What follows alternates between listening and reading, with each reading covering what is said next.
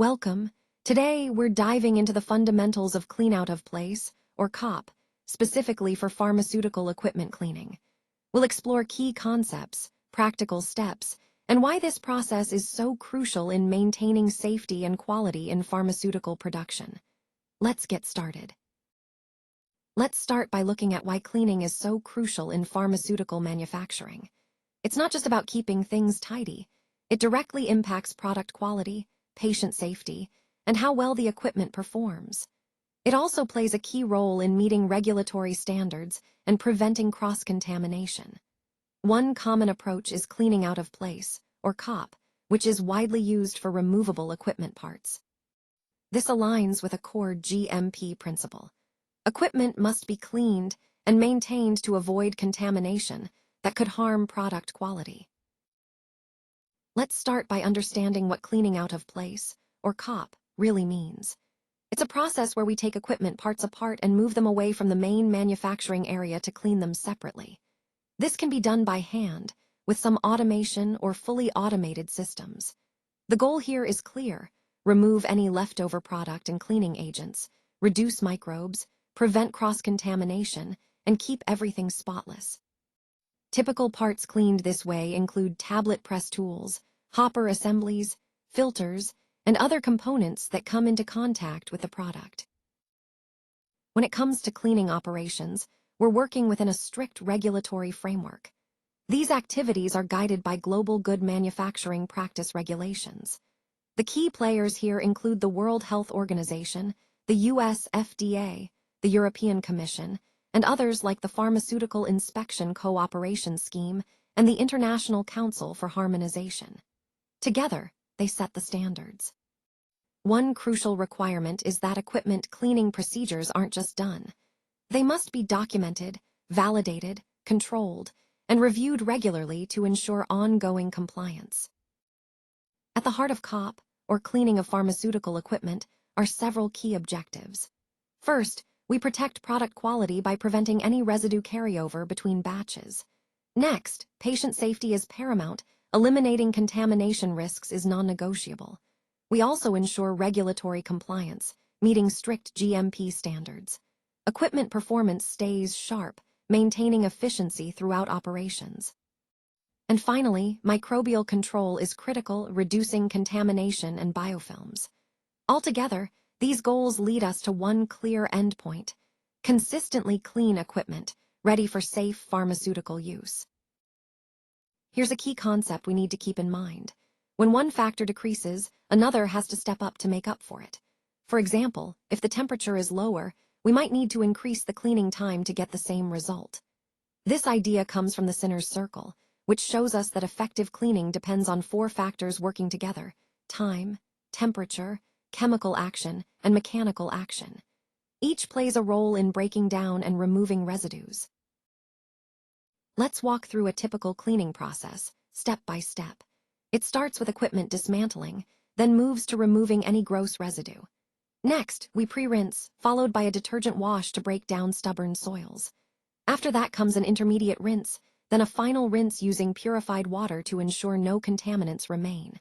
Drying comes next, followed by a careful visual inspection. Finally, the equipment is either stored or reassembled. Each of these steps must be clearly defined in approved standard operating procedures. That's a key GMP requirement. Let's take a closer look at the equipment and infrastructure that make up a typical cleaning of parts facility. You'll find wash booths, COP tanks, ultrasonic cleaners, spray wash cabinets, drying cabinets, and storage racks, all designed to work together seamlessly. When it comes to design, we focus on materials like SS316L stainless steel, hygienic surfaces, proper drainage, and a controlled cleaning environment.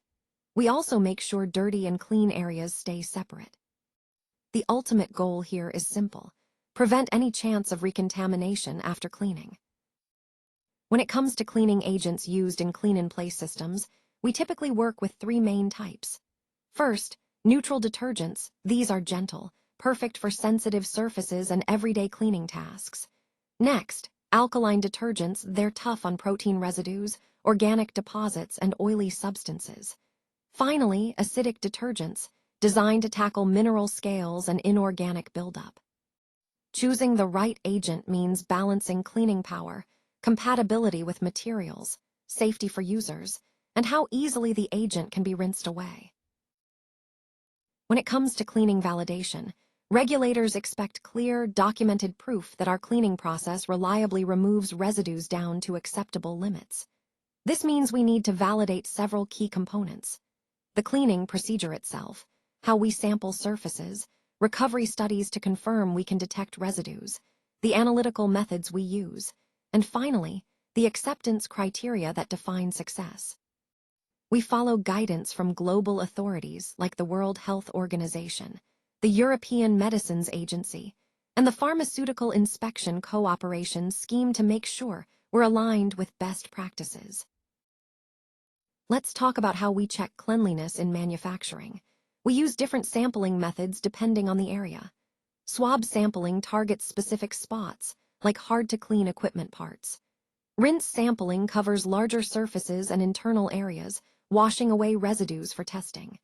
Visual inspection is a must. It's a basic GMP requirement to catch anything obvious. For example, with a tablet compression machine, we swab the punches and dies, rinse the feed frame assemblies, and always do a visual check before releasing the equipment. Let's walk through the cleaning process for our rotary tablet press, used in making a high-potency antihypertensive tablet. First, the tooling is taken apart, then washed with an alkaline detergent to remove residues. After that, it's rinsed with purified water, dried, and carefully inspected. The validation results show we're well within limits, minimal API and detergent residues, and the equipment passes visual cleanliness. With these checks complete, the equipment is cleared for the next production campaign. This ensures safety and quality every time. When it comes to regulatory consequences, the stakes are high. Observations of GMP violations can lead to warning letters, product recalls, and even sanctions.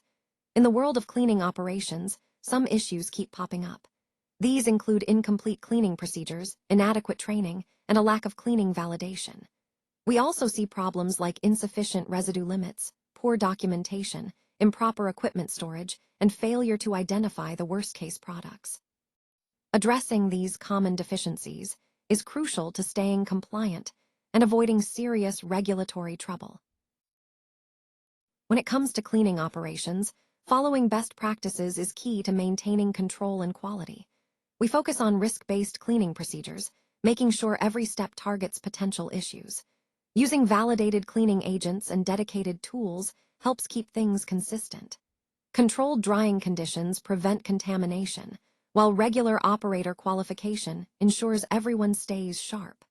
Routine equipment inspections catch problems early.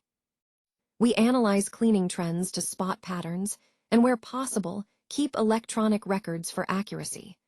Altogether, these practices help us maintain continuous cleaning control. Let's wrap up with the fundamentals of cleaning out of place, or COP. This method involves dismantling and cleaning equipment separately, which is essential for controlling contamination. It supports good manufacturing practices and relies on validated, scientifically justified procedures. COP is critical for maintaining product quality and ensuring patient safety. Regulators expect manufacturers to prove that COP systems consistently remove residues, cleaning agents, and microbes to safe levels. In short, COP is a cornerstone of pharmaceutical cleaning that helps keep products safe and operations running smoothly. Thanks for joining me today. If you want to dive deeper or have any questions, don't hesitate to reach out. I'm here to help. Until next time, take care and thank you for your attention. This video was created with SlideSpeak. Visit SlideSpeak to turn your presentations into engaging AI-narrated videos.